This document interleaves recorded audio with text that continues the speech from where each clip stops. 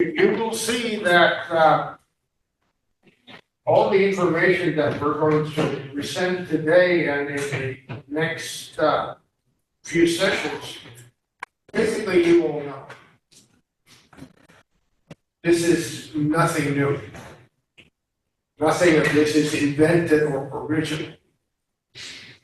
We're just trying to put it all together. Thread a fine thread through all the different events and see how they come together. In the first session, we emphasized how disunion was always a concept that never went away. How there was always conflict between the federal government and the states over sovereignty and other issues. The other issues were the economy, the other issues were race, social issues, urban issues, the general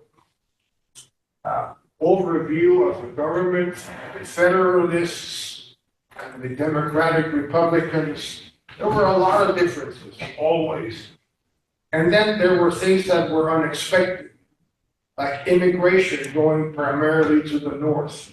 The northern states becoming more industrialized than the southern states, remaining very agricultural.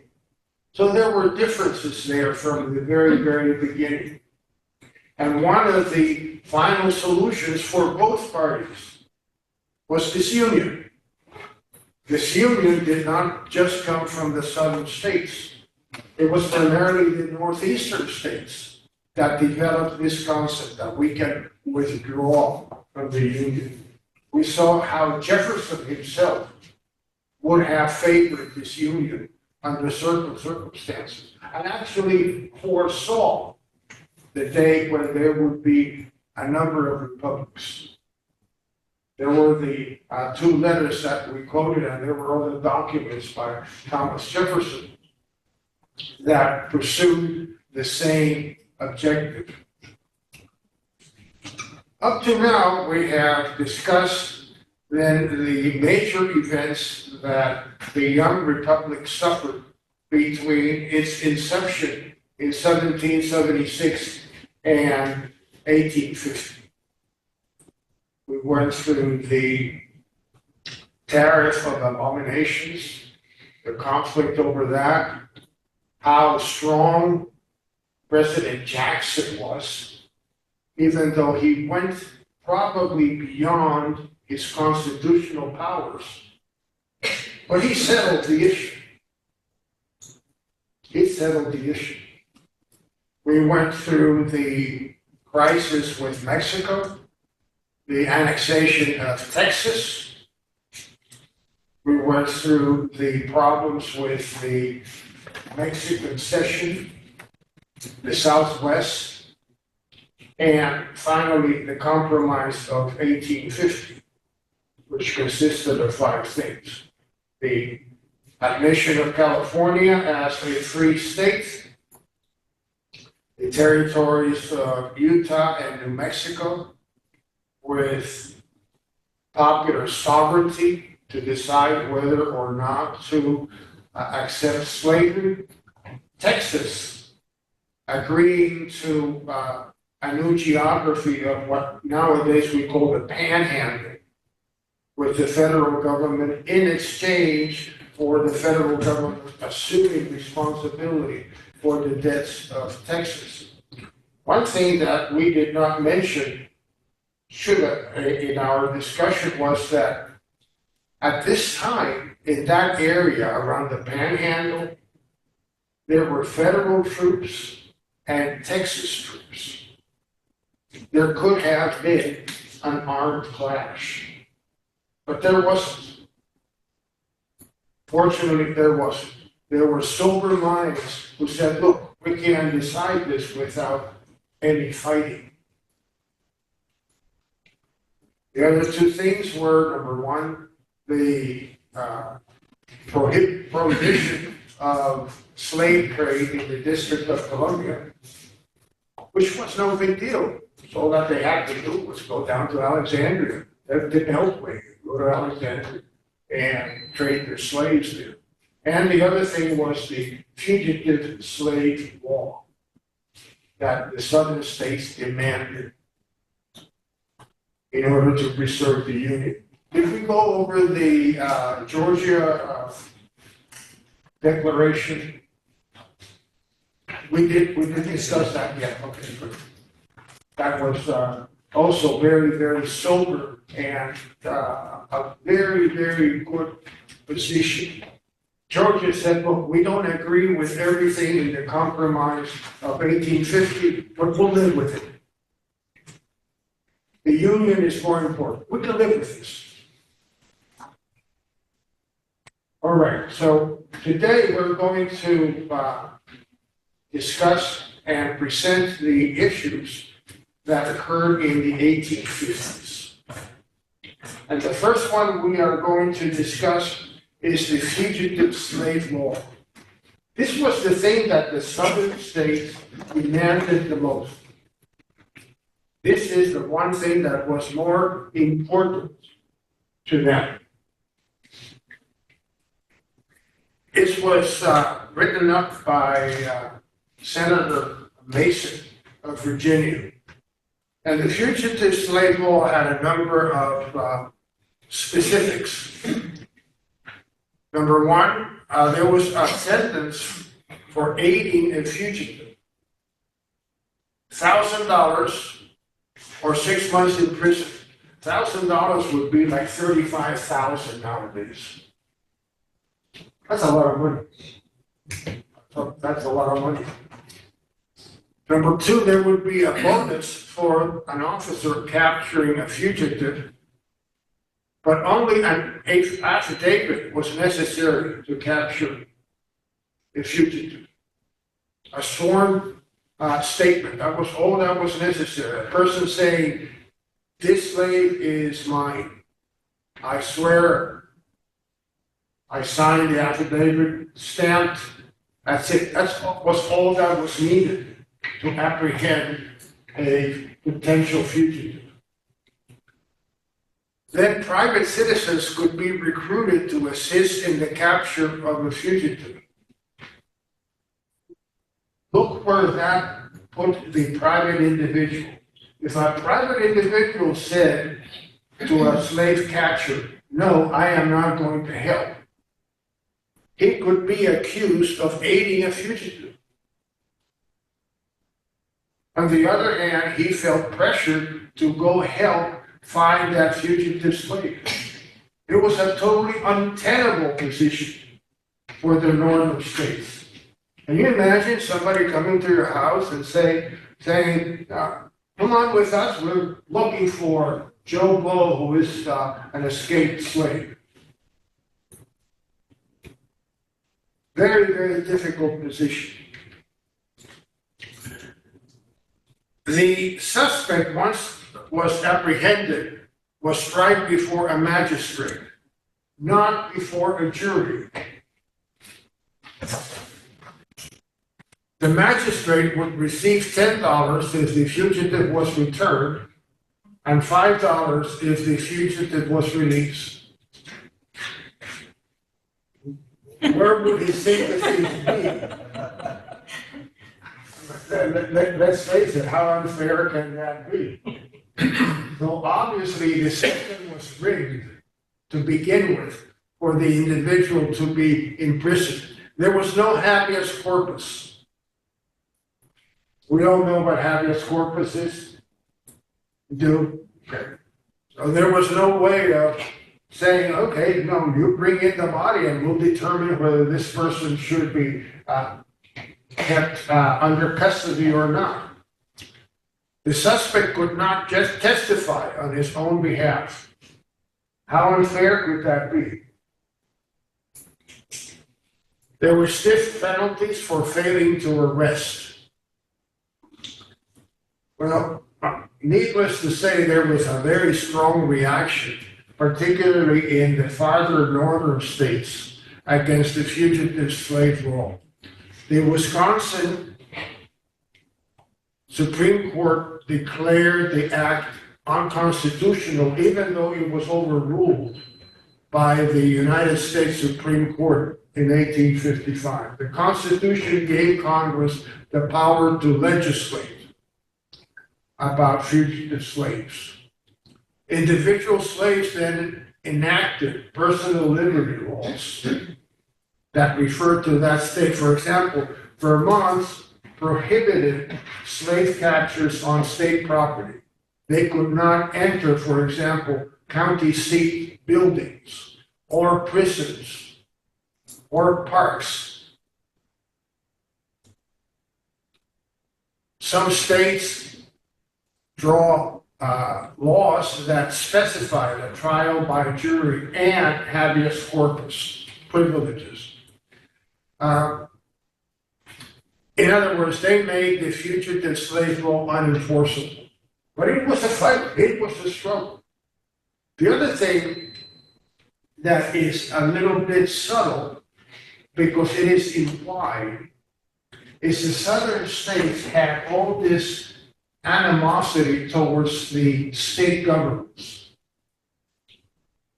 Sorry, I misspoke. The southern states had all this animosity towards the federal government. Question of sovereignty. But the fugitive slave law gave the federal government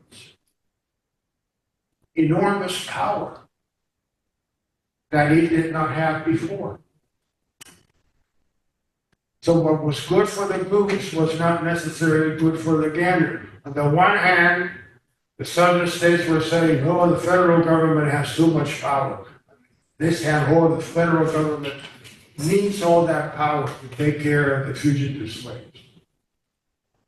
There was a certain contradiction there between the proponents of federal power and the proponents of state power.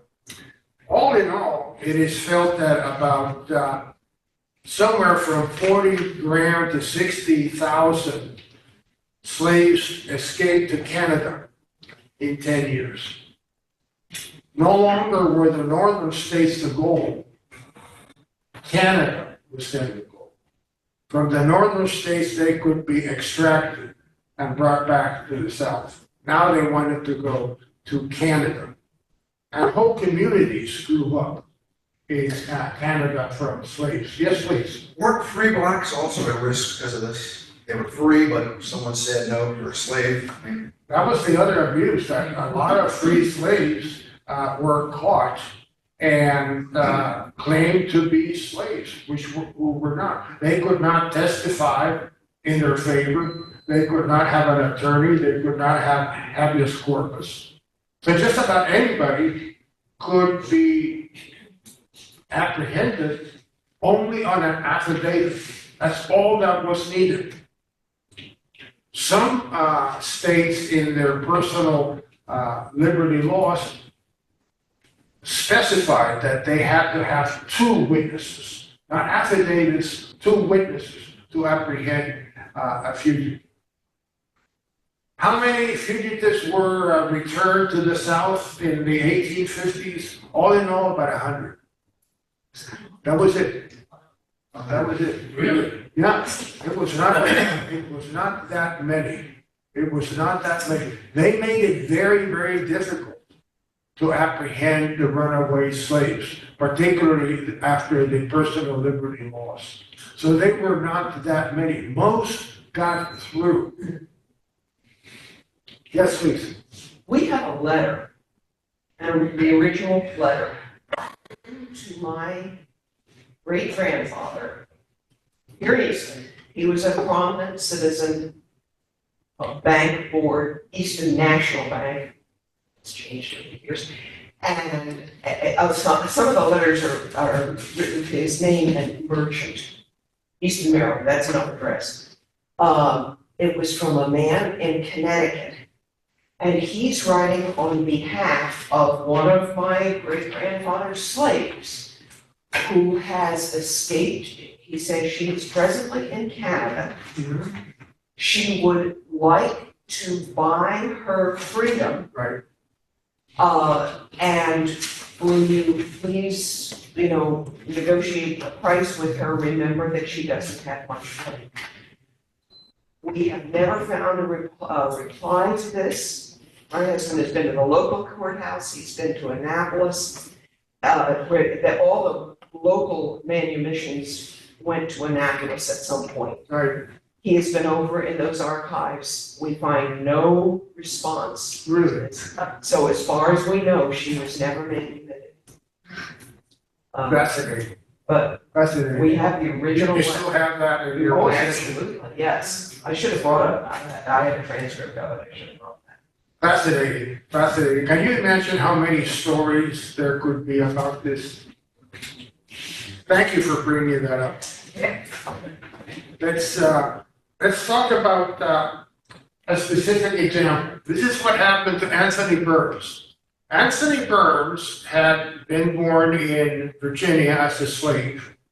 He became educated and was a preacher in Falmouth. He escaped from Richmond. He was a stowaway in a boat or a ship that ended up in Boston. And in Boston, he found work in a clothing store. So he was employed. He was a useful member of society, accepted by Boston society and so forth. But Anthony was not that, was quite innocent. He did not know how the world really worked.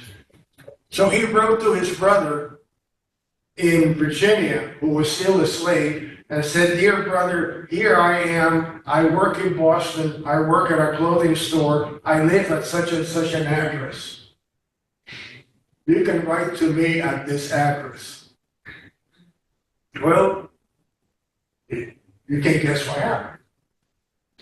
They sent a slave catcher over, and he was captured. The evidence was sufficient, because he was a runaway slave, no doubt about it. But when it was announced that he was imprisoned in Boston in May of 1854, a crowd gathered, broke down the door to the courthouse, fought the guards, and actually one guard died as a result of the action. So is the courthouse in Boston or Boston. Richmond? It's in Right, Boston. right downtown I Boston. figured. Yeah. So, due to the commotion and the reaction, the president sent an entire brigade of Marines. That's what, about 2,000 Marines? It's an enormous amount. A brigade is a big group of Marines. In order to get Anthony Burns out of prison. He was marched under guard down the street to the wharf, and all the curtains, and all the balconies and doors down the path were draped in black. He was put on a boat and shipped to Virginia. Eventually, his freedom was purchased, and he was able to go back to Boston. But this is what would happen. One person, runaway slave, a riot, a guard dead, a brigade of Marines, a whole procession down the street. It was a big, big, big affair. There were a lot of feelings on both sides. The other problem was what to do with the territories. Remember all that land that was acquired from Mexico? It had to be organized into territories and then eventually would become new states. There were 4 theories as to what can be done with slavery in the territories. The first theory would be that of constitutional sovereignty. In other words, the Constitution holds sovereignty. Constitution would include an amendment into which an arbitrary line would divide free and slave territories. This is what happened in the Missouri Compromise. These are, again, the 4 ways of looking at how to solve the problem of slavery in the territories. The first one is an amendment to the Constitution. The second one is congressional sovereignty. Slavery may be excluded by Congress, not by the states, by Congress from the territories. And this is what the Republican Party would eventually adopt. This is what the government had, or the Congress had done with the Northwest Territories. Remember early on, all the Great Lakes states? That's exactly what they did. All the Great Lakes, Ohio, Indiana, Illinois, Wisconsin, Minnesota, Michigan, no slavery. It was declared no slavery by the organizing charter. So there was a precedent for this, that the federal government could prevent slavery from entering a territory. Now, there were a lot of people who said, no, no, no, the federal government does not have that power because it is not in the Constitution.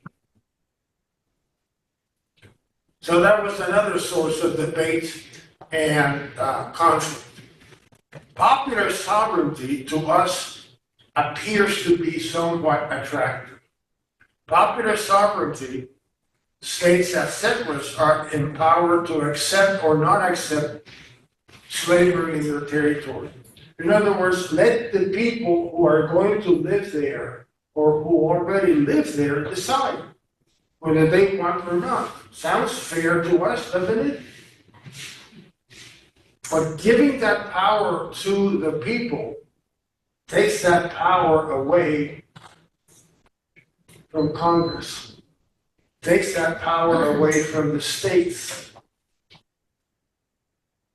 Again, the people and the Congress and the federal government are in conflict.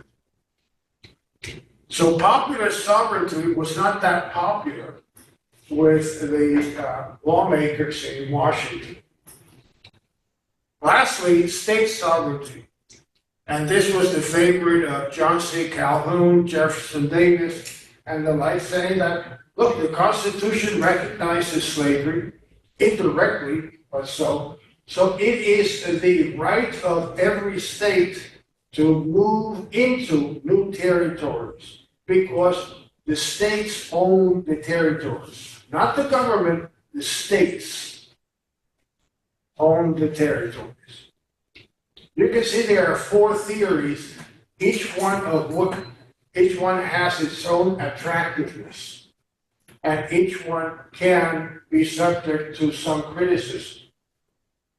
So these were the options that were being discussed and argued vehemently at that time. A number of other things occurred or developed at that time. One was the publication of Uncle Tom's Cabin. Uncle Tom's Cabin was written by Harriet Beecher Stowe, and it was originally published in 1851. It was translated into 20 different languages and sold about 1 million copies in England. In the United States, it sold several 100,000. Many of the southern states, Mississippi, Alabama, and the like, outlawed the book. And one of the criticisms was that the author had never actually been to a plantation in the South. Everything that was written, even though it may have been true, it was hearsay. These were all stories that she had heard from a third party or she invented. They may have been correct or accurate, but there were no first-hand statements, experiences. She had never been on a southern plantation. The abolitionists, of course, praised the work. There was outrage in the South. A lot of anti-Tom literature developed at that time. Those were books written primarily in the South that contradicted the statements in Uncle Tom's Cabin. By and large, what this book did was it added to the discord. Those on one side were pushed far into that side, those on the other were pushed away into the other side. In other words, it polarized people even more. It certainly had an effect. It probably did not convince anybody of what they felt about slavery and mistreatment and whatnot. The other document that we will spend a few minutes discussing is the last speech of John C. Calhoun. We talked about John C. before. He was a Southern hero. He was Secretary of State. He was in the Senate. He was Secretary of War. He had been vice president under two different presidents. He had a major fight with Andrew Jackson over a number of things. And in 1850, he found himself dying of tuberculosis. Tuberculosis was like the flu. Many cases of tuberculosis occurred at that time. There was no treatment that really worked. So he knew that he was dying. They used to call it consumption at that time because individuals got so thin. They were just totally consumed by the disease. So John C. Calhoun, knowing that his days were limited, he asked for time to present one last statement before the Senate. And he did that on March 4th, 1850. And these are direct quotes from his speech that he actually did not give. He was so weak that he could not give the speech himself. He had to have another senator read the speech from his manuscript. He said, "I have believed that the agitation will end in disunion." 10 years before it happened, this very wise, experienced man said, "This is where we are heading." The immediate cause is the discontent of the Southern section. He doesn't say the immediate cause is slavery. He doesn't say that it's economic. He doesn't say that it's moral. He doesn't say that it is social. He says this is discontent. The Southern states are unhappy. There has been too much agitation of the slave question. Let's just remind you, at that time, many believed, like John C. did, that slavery was an issue for the states, not for the federal government. Slavery was not a federal issue. Slavery was a state issue. This agitation destroyed the equilibrium between the northern section and the southern section, which was in the beginning. Each state had the same number of senators. Each section had the same number of states. Therefore, in the Senate, there was an equilibrium of power. One section has exclusive power of controlling the government. From the data we saw last week, it might have been the southern section. But the South has been excluded from the common territories. Again, this was the thorn on their side, were the territories, the land acquired from the Louisiana Purchase and from the Mexican Cession.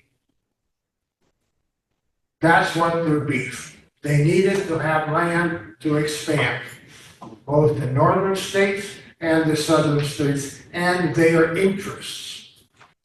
The loss of the equilibrium is attributed to the action of the government by concentrating all the power of the system in itself, meaning the government itself is responsible for accepting this as an issue. The government should have just said, look, this is not a federal issue. This is a state issue. We don't need to deal with this. And that was the conception that he was espousing at that time. Slavery has been called a sin, a crime, a blot, and a stain. And these were his words. In other words, we are hurt that you have called our institution a sin, a crime, a blot. The commencement of the agitation has endangered the Union, and Congress should have refused to take jurisdiction. Congress should have said, no, this is not a federal issue. This is an issue that the states need to deal with, each one in its own particular way. Disunion cannot be effected by a single blow. It must be the work of time. He had about 10, 11 years to work on that, but he did not live much longer. The other thing that John C. noted was that the importance of religious denominations. He noticed that society in the 1850s in the United States was bound together by two things. Number one, the political parties, Democratic, Republican, and the other political parties. And the other thing that tied it together were the religious denominations. By this time, we'll see on the next slide, there have been rifts, particularly in the Protestant churches, over slavery. So if the agitation would go on, he predicted the Union would not be able to stay together unless force was employed. And 11 years before it happened, he predicted the final event, which would be precipitated by a presidential election. This is going to be the ultimate event that is going to bring in disunion. 11 years before it happened.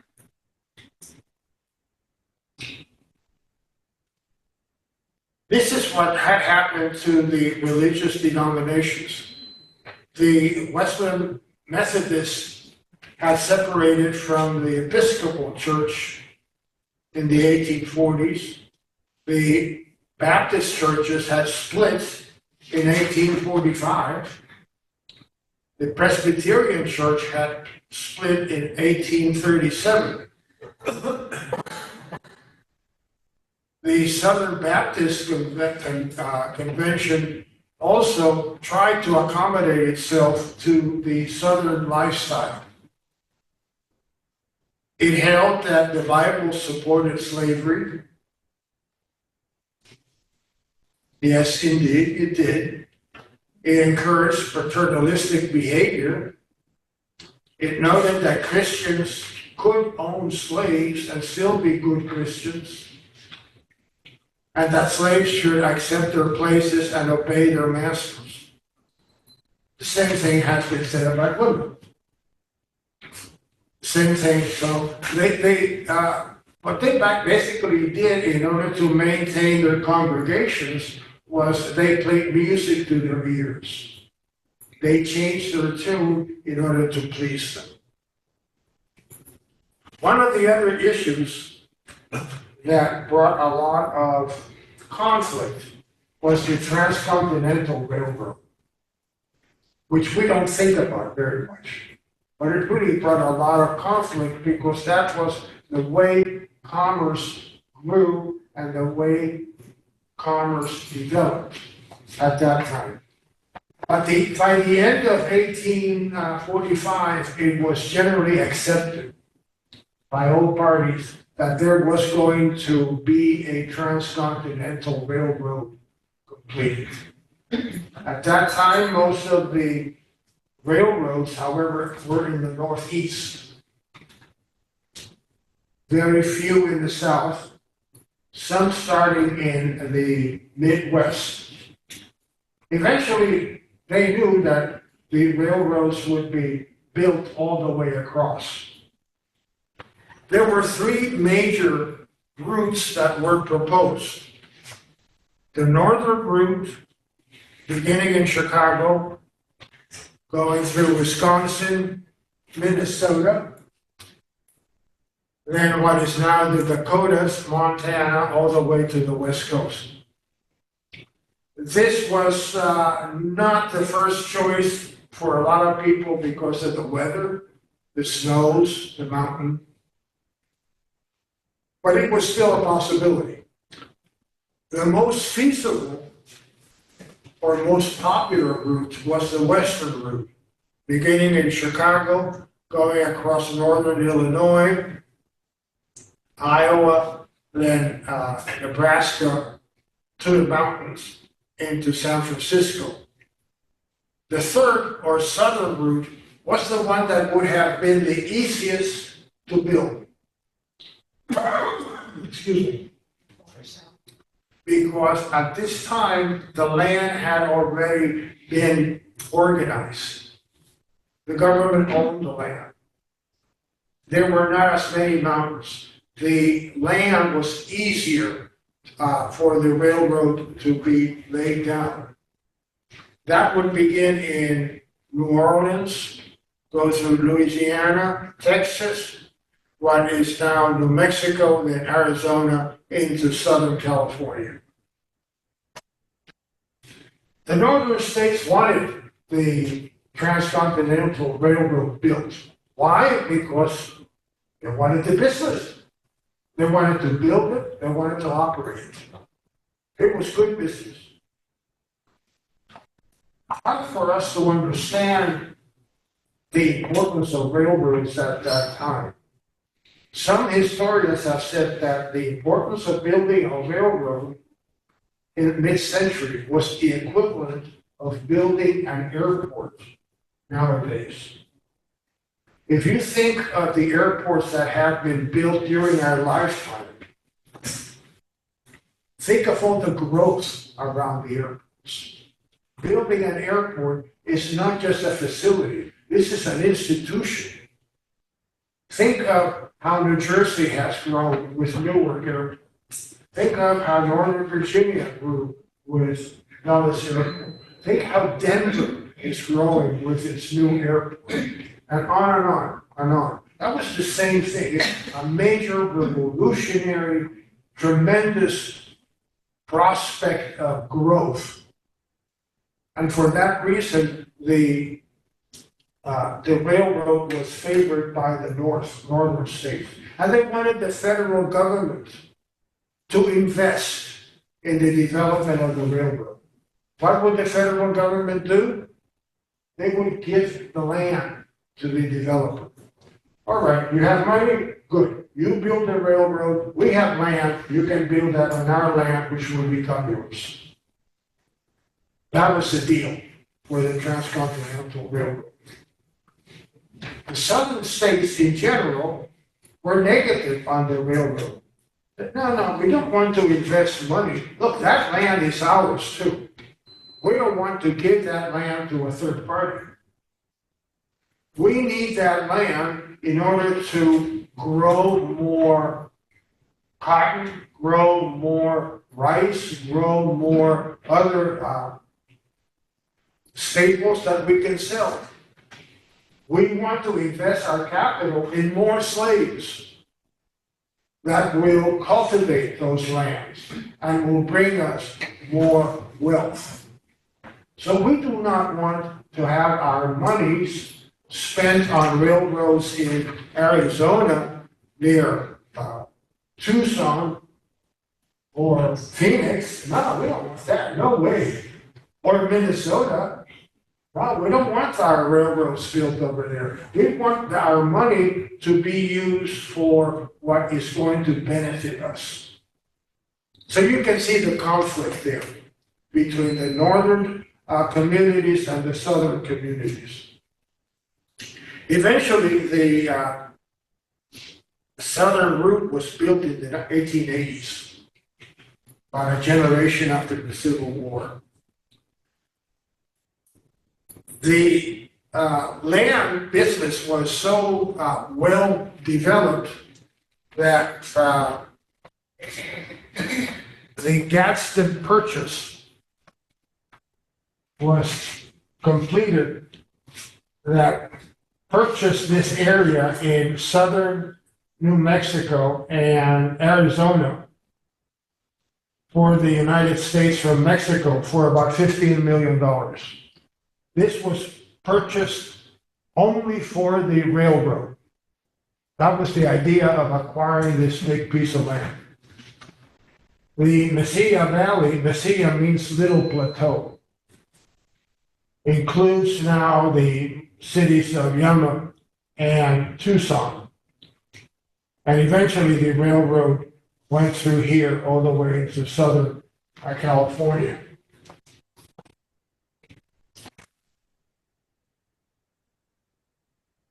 More controversy. There was this idea that the southern states could develop into a southern circle. A republic consisting of Florida, Mississippi, Alabama, Georgia, part of Mexico or most of Mexico, the Yucatan Peninsula, Central America, part of South America, and the Caribbean islands, going from Cuba down all the way out down to Curacao. This was envisioned by many as becoming part of the United States, of a big republic. This golden circle surrounding part of the Caribbean and the Gulf of Mexico. A lot of articles and letters to the and discourses were written about this. This was a real thought, not just some imaginary dream. People actually planned for this to occur.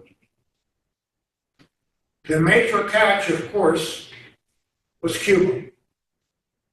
For many years, the United States wanted to own Cuba. Why? Hey, Cuba was big time. Cuba was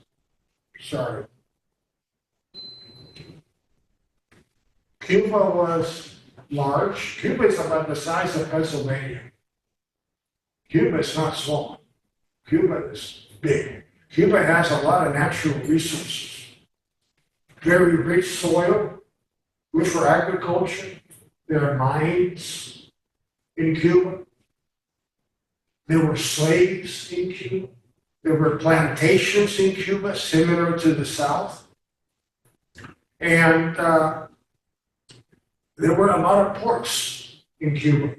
Good access to the water and good communication by water everywhere. Cuba was very, very desirable. At that time, Cuba was owned by Spain. So the official policy of the United States government was, as long as Spain owns Cuba and Spain is weak, let Spain have Cuba. We will work this out when Spain gets weaker. In the mid-1850s, Franklin Pierce, who was president at that time, wrote a diplomatic letter to the ambassadors in Europe. And the ambassadors in Europe were in Spain, James Buchanan, who eventually would become president, in England, and John Mason in France. And said in the letter, hey guys, why don't you get together sometime and see what you can come up with so that we can acquire Cuba. Cuba would be a good deal for us. It would be 2 more Democratic senators, and it's a big island. It'd be good. It'd be very favorable for Cuba and for the Union. And they were right, because Cuba was very, very much like a southern state in many, many, many ways. So Pierre Soleil, Buchanan, and John Mason got together in Austin. Austin is in Belgium.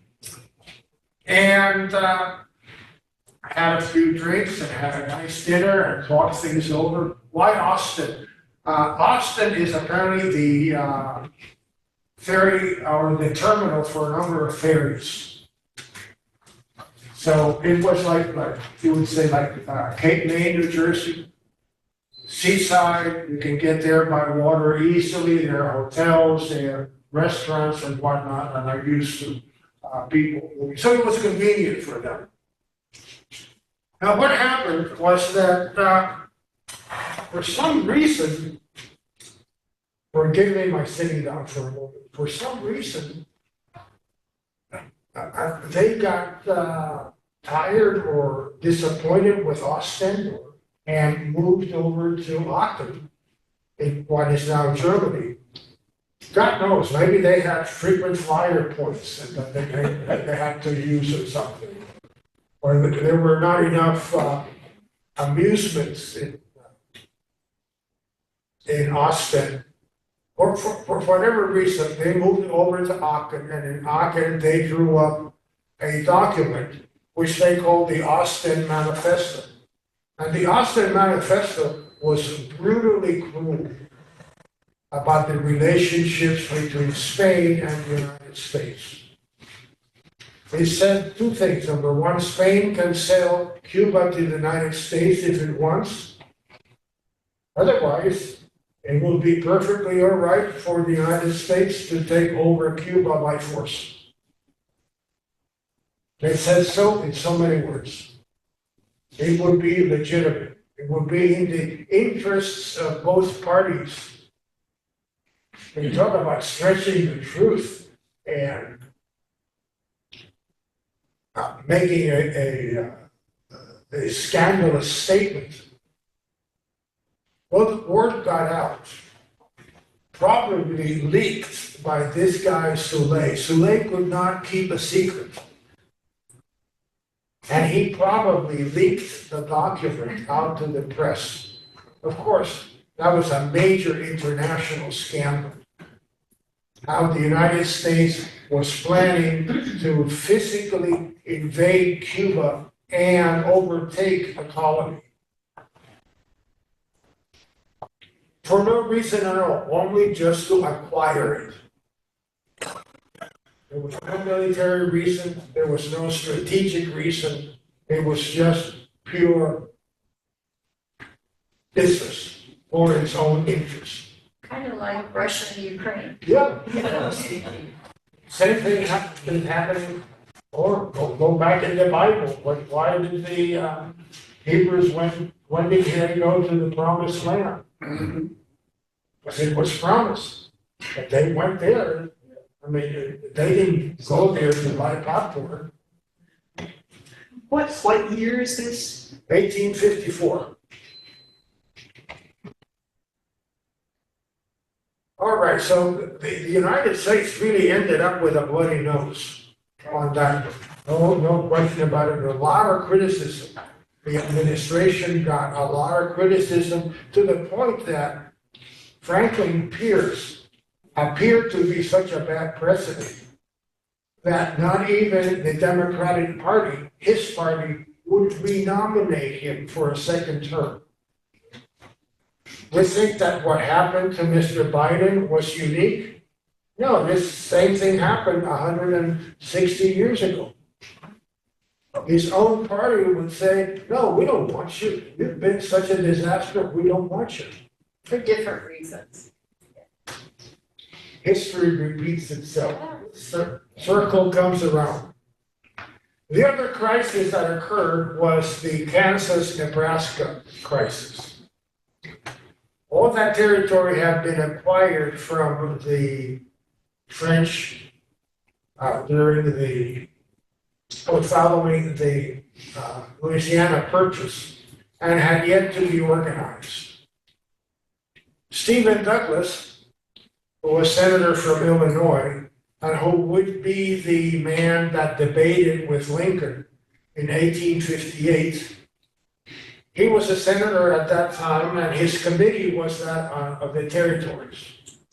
He introduced a bill to organize the territory into a big territory of Nebraska and one smaller one by the name of Kansas.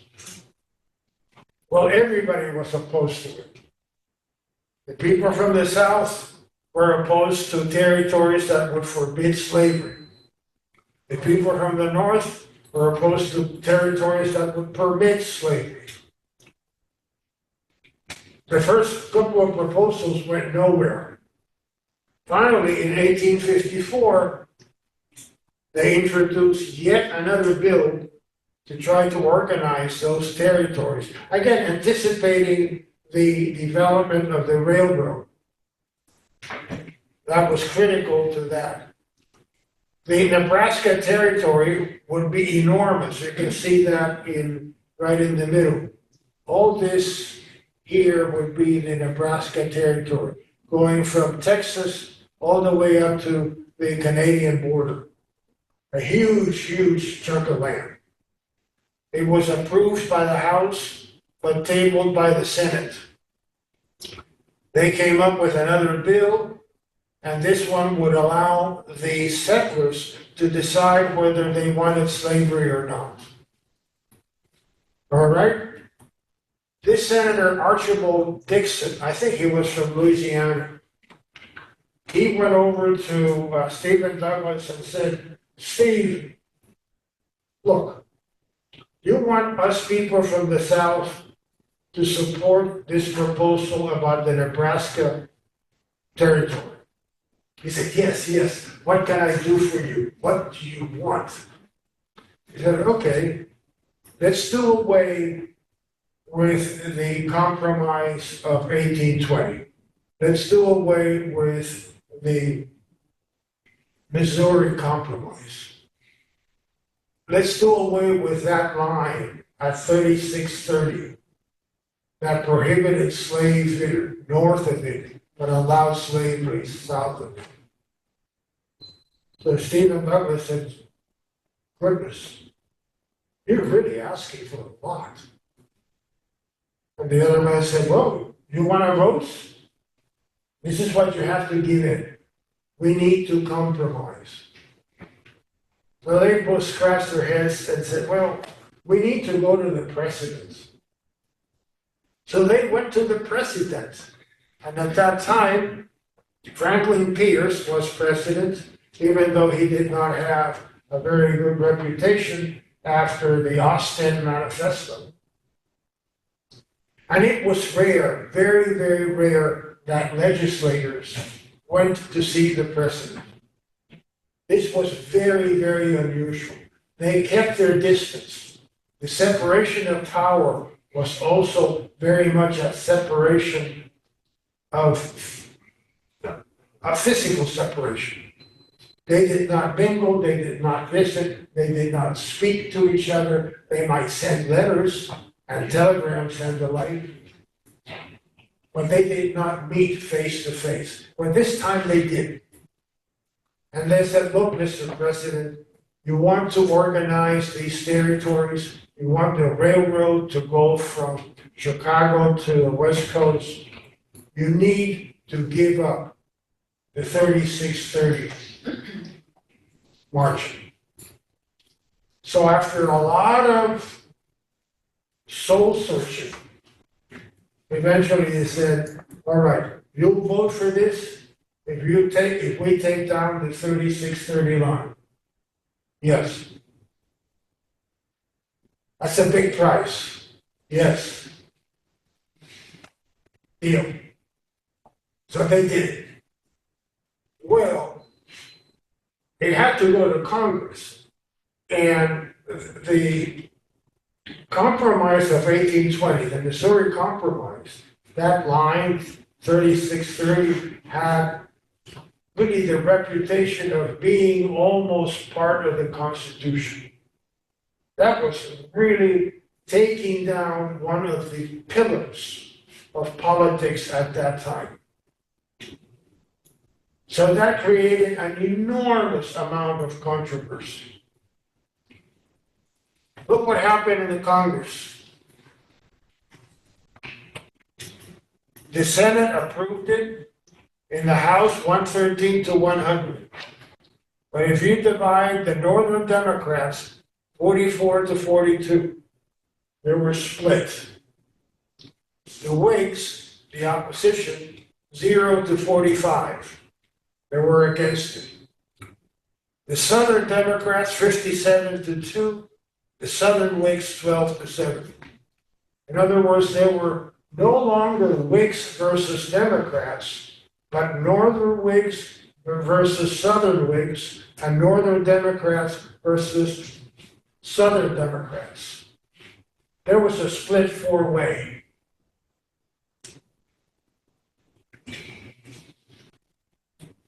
The debate was fierce. Representatives exchanged insults and invective. So all this stuff that we hear on television nowadays was nothing new compared to what they said to each other. Actually, a couple of people pulled out guns on each other. One congressman was arrested and was jailed temporarily. There was great outrage in the North of all places, believing that this was an attack on the power of the states. Some people in the North advocated having the southern states expelled from the Union. It was not the southern states that wanted to withdraw from the Union. It was the North, some of the northern states wanted the southern states pushed out of the Union. There was a major, major outcry. The Republican Party was born out of this. In 1854, it was founded in Ripon, Wisconsin. And Lincoln, who was out of politics, came back into politics because of the Kansas-Nebraska Act. That was what kicked his butt to get back into politics. So we can say that the Kansas-Nebraska Act decisively divided the region, actually the nation, and pointed it towards disunion. Next came the results of bleeding Kansas. You can see that from this map, the Kansas Territory was adjacent to Missouri. And Missouri was a slave state. Slavery was permitted in Missouri. In short, what happened? Every time they had an election in Kansas, slaveholders from Missouri would cross the border over, vote, and then go back. So the elections were rigged in favor of the pro-slavery sources. Kansas was expected to be a slave territory, while Nebraska, further north, was expected to be a no-slave territory. But the immigrants from Missouri entered Kansas to vote, and the anti-slavery immigrants from the Northeast, from Massachusetts, from Vermont, from New York State, also traveled to Kansas to vote. So the elections were fraudulent on both sides. This was one of the first elections, 1855. Of 39 delegates, 37 were pro-slavery. Well, they did a recount, and they found that 8 of 11 were free staters. They were against slavery. The legislature immediately invalidated the election, said this election does not count, ejected the free staters, and moved the capital to an area where there were slaves and adopted a slave code. The federal government got involved. They found that the Compton Constitution was illegal and the elections were corrupt. But the Compton Constitution was endorsed by the president. Why? Because it had been done according to the directives of the Congress. So a constitution was initially approved, 6,000 to 500, and then rejected by 11,000 to 2,000. They kept changing their minds. Why? Because both sides were corrupt, and these elections were corrupt. That's the whole point of all these slides. Eventually, Kansas ended up having 4 constitutions in a period of 10 years and was not admitted to the Union until 1861. Lawrence was burned, sacked, and looted. The Free State Hotel here was reduced by gunfire. They brought in cannon into the city to blast it away, and only one man died when a wall collapsed. At a place called Marais des Cygnes, 5 men were killed and 5 wounded, and John Brown, the one who would attack West Virginia, Harper's Ferry later on, and his sons, they invaded Missouri at a place called, see if I can get this correctly, Potawatomi Creek, killed a number of individuals and mutilated their bodies in front of their families. So there was open violence, bloodshed, not only open violence, brutal open violence, often indiscriminate. All in all, it is felt that 56 people were confirmed dead just in Kansas over this conflict with the Constitution and the different capitals and the determination of slavery. The violence was not limited to Kansas. There was also violence in Washington, D.C. During the debates, Senator Sumner, Charles Sumner, ridiculed Andrew Butler in very, very unfriendly terms. He said that he had a lover, and his lover was the horror of slavery.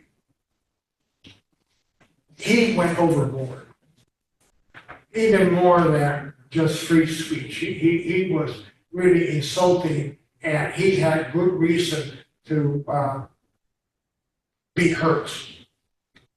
He did not retaliate, but his nephew did. Preston Brooks was a representative. He went into the Senate chamber and beat him up with a stiff cane.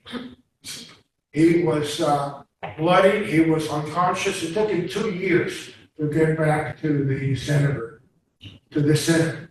Of course, Brooks was praised by Southerners, who decided to take justice into his own hands and was condemned by the North. So the violence extended all the way to the Capitol at that time in a totally unprecedented way. Then came the election of 1856, which is one that is seldom discussed in the history books. Excuse me.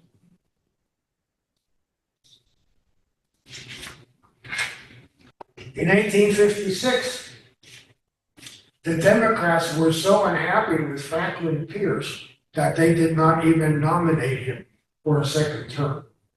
Instead, they nominated Buchanan.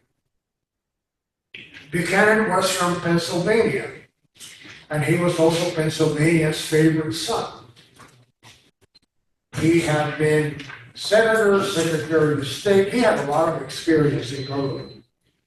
And he was also considered a faithful Democrat, that is, one that would favor the Democratic Party, particularly the southern part of the Democratic Party. He was sympathetic to the Southern interests. He knew how the Union really depended on the Southern interests. So for that reason, he was acceptable to both the northern part of the Democratic Party and the southern part of the Democratic Party. The Republicans nominated John C. Fremont, who had been an explorer in California. He was a general in the Army. He had been in the Senate. He was a man of action. But he was not from a large state, so he was not going to get the support of any state with the large number of electoral votes. The Republican Party had an interesting platform. It was anti-slavery. The first party that was clearly anti-slavery. There was no question about it. They did not want slavery right away. They were not an abolitionist radical party. They wanted slavery not to extend. They wanted slavery to be kept out of the territories so that eventually it would be extinguished. That was the purpose of the Republican Party. Congressional sovereignty, end of polygamy in Utah, tariffs, a Homestead Act, and internal improvements. All those things were against the Southern interests, particularly the internal improvements and the tariffs. The Southern states very clearly, 1856, made it very clear, Fremont gets elected, we secede. They made no bones about it. It's written all over the newspapers, all over all kinds of speeches. The Southern states were ready to secede in 1856 if John C. Fremont had been elected. They had not planned everything, but they certainly had the inclination and the purpose of seceding if John C. Fremont was elected. Well, what was the result of the election? Buchanan got elected. He got Pennsylvania. He got a solid South, California. Look how the electoral votes were distributed. California 4, Texas 4, Florida 3. How things have changed. On the other hand, New York 35, Pennsylvania 27. The red states were all New England and the Great Lakes states. Those were carried by the Republicans. Well, somebody had a calculator, and they figured out that the difference in electoral votes was 60. And the goal to get elected was 149, make it 150. So if the difference was split, that is, if they took the difference and divided it by 2 and awarded it to one or the other, the Republicans would get elected. All that they had to do was to hold on to the Great Lakes states, Ohio, Michigan, Wisconsin, New York, flip Pennsylvania, which was reasonable because Buchanan would not be running for a second term, and win Indiana or Illinois. And that was enough to make them win. Very, very simple. But guess what? Everybody saw it. Everybody knew that in 4 years, there was going to be a very, very radical election.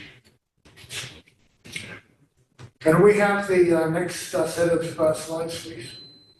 You don't have one? 4? No, I only have 3.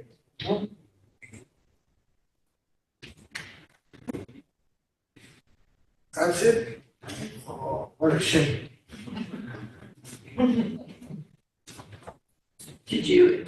added after? We downloaded? Well, I do. You have your flash drive?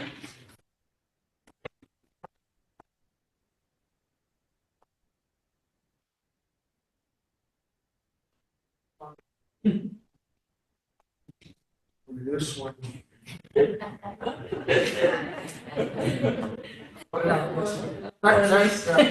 the one on your left hand first. Maryland is the only state voted for the no electoral. Yeah. I think the governor, some Governor Hicks, Albert Ford's question. I think. Strange. Let's see if we can. Okay, I found it. What else happened in the 1850s? What would be number 4? Well, the raid, the John Brown raid, Harper's Ferry.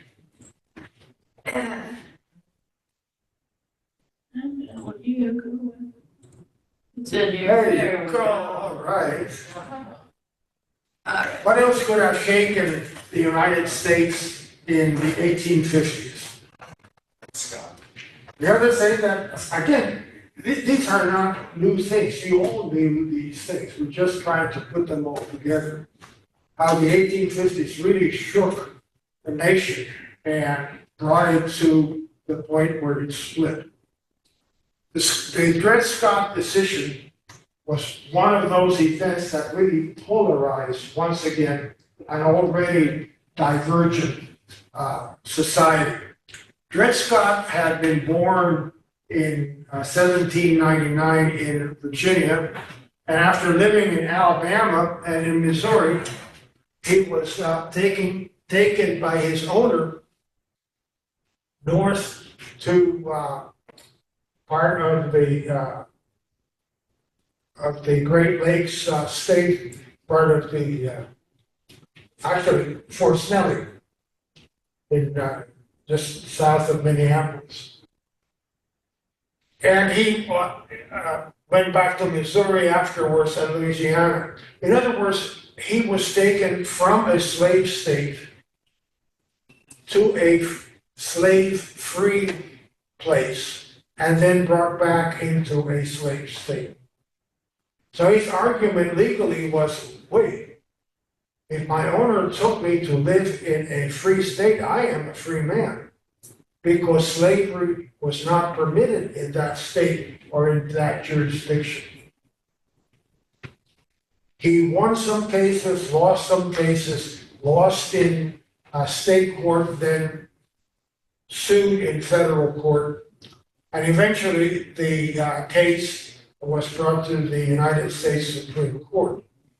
And the basic issue was this: if a slave is taken into a slave-free jurisdiction, is that slave free, or does he continue to be a slave in a slave-free jurisdiction?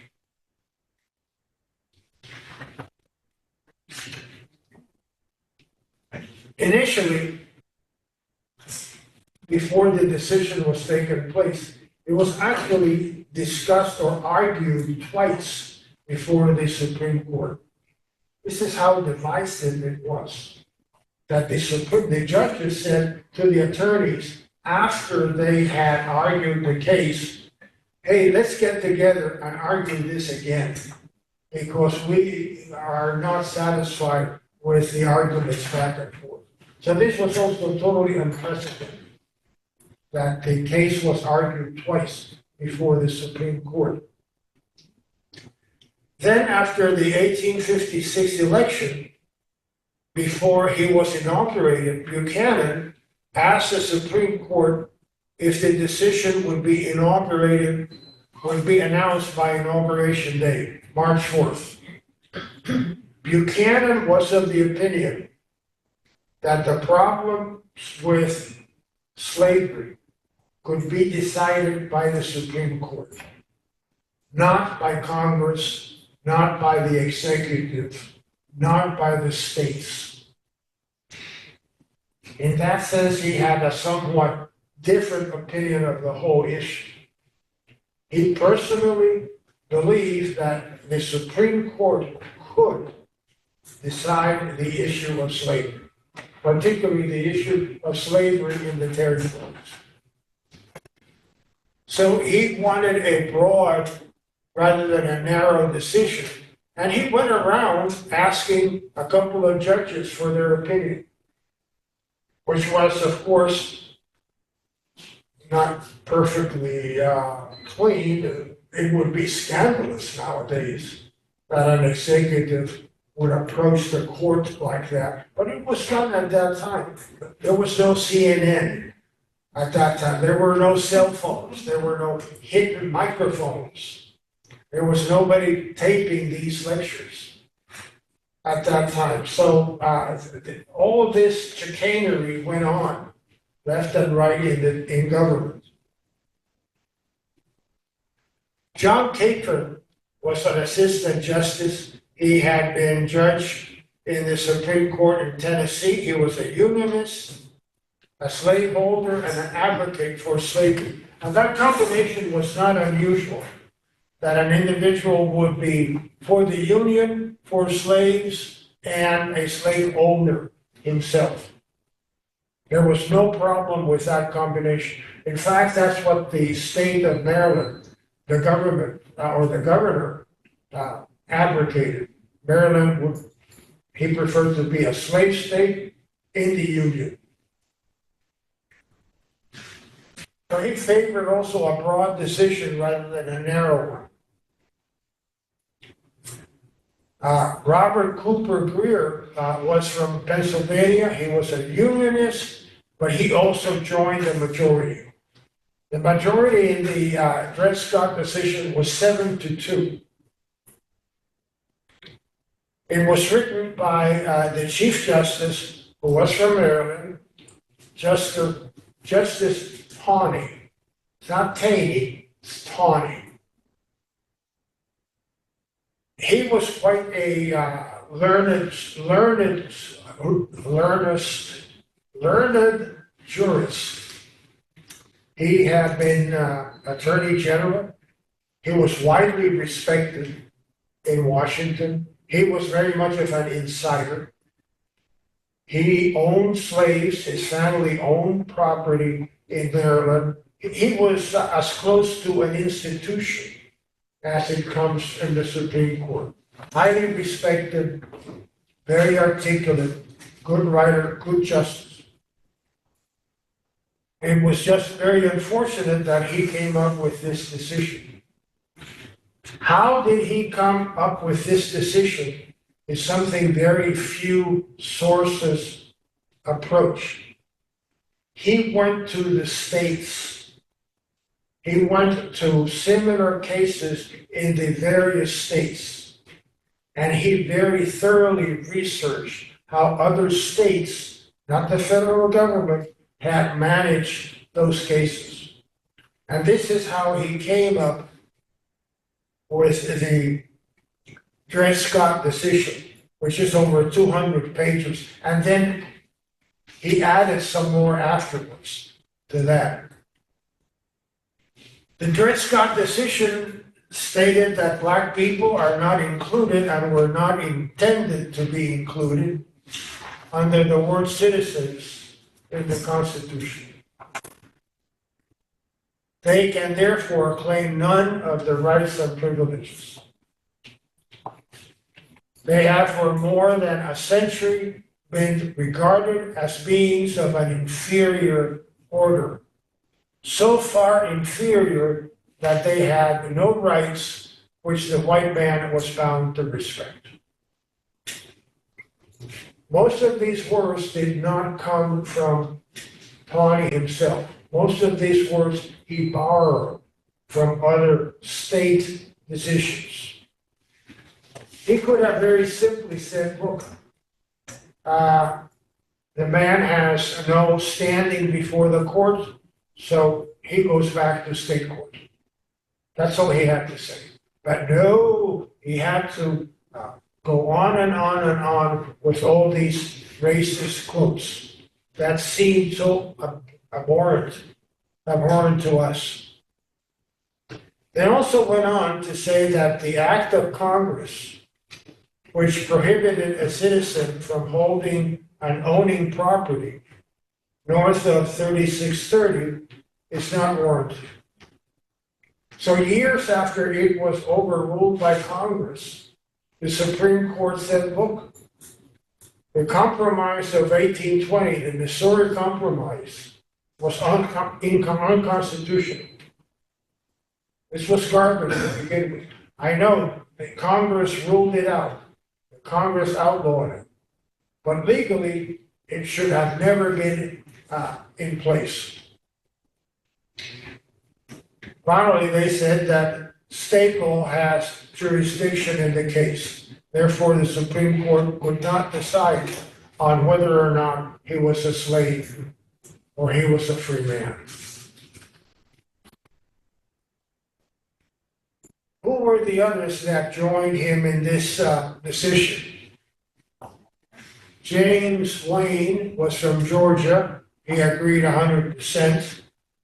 Nelson from New York agreed with the decision, but not for racial reasons. Peter Daniel of Virginia was a strong supporter of slavery, and he wrote that the African Negro race never has been acknowledged as belonging to the family of nations. This is all history, all written in black and white. John Campbell was also a piece of work. John Campbell was from Georgia, from Alabama. He was the one who tried to negotiate a peace, both in 1861 and in 1865. He eventually was arrested and charged, but never charged, and was a counsel only to Supreme Court justices. So he was very much active in the Confederacy. He was also in favor of the decision. Against the decision were John McLean from Ohio and Benjamin Curtis from Massachusetts. Benjamin Curtis was the first Supreme Court justice to have actually gone to law school. Before him, none of the Supreme Court justices had actually attended law school. Nowhere in the Constitution it says that a judge has to be a law graduate, but Curtis was. He was difficult to work with, according to many of his biographers. He resigned from the Supreme Court because they did not pay him enough. But nevertheless, he was still considered for Chief Justice, Attorney General, and Senator. His dissent was really very, very persuasive. He wrote a good dissent. He wrote such a good dissent that the Chief Justice party had to go back and write an answer to the dissent. Research it again and address those specific issues. Well, it was a bomb north and south, greeted with unmitigated wrath, malediction, endangered the security of the judges. Nothing new, is it? Vilification not heard since the wrathful days of the Sedition Acts. If people obey this decision, they disobey God. Those were some of the comments on the Dred Scott decision. Well, the Dred Scott decision really pushed people again farther and farther away, one from the other. Hardened the North, strengthened the Republican Party, divided the Democratic Party, because there were Democrats that were for slavery and there were Democrats that were against slavery. Exposed racism and increased tension between the state and federal governments. The other thing was that this is the practical aspects of the Dred Scott decision. Number one, it specifically said that Congress could not prohibit slavery anywhere. Slavery being the possession of slaves, the owning property, which to us seems brutal and primitive. To them, it was accepted. Slaves were accepted as property. So Congress could not prohibit property, private property, in any territory or state. The other thing was that Congress could not prohibit citizens to travel with their slaves, which was a major problem, because the slaves were valets, were assistants, were secretaries, cooks at times. To Washington, D.C., every single congressman from the South brought their slaves, because they helped out with the daily routines of life. So it was very important for slaves to travel with their owners. So these were the practical results of the Dred Scott decision. We're going to take 1 minute to wrap up the summary of the 1850s. What happened in the 1850s? So many things happened in the 1850s. We're exhausted with the 1850s. The Fugitive Slave Act polarized the North and the South. The personal liberty laws in the North, the South hated them. The election of 1852 was the demise of the Whig Party because it could not deal with slavery. There were other parties. The Kansas-Nebraska Act was terrible, with all the violence in bloody Kansas, the many constitutions in Kansas. The Know Nothing, or the American Native Party, was also against Catholic and against immigration. The birth of the Republican Party, the Dred Scott decision, and then Democrats fighting each other, North and South. All these things happened within a period of 10 years. So no wonder the country was so very, very divided as it came time for the election of 1860.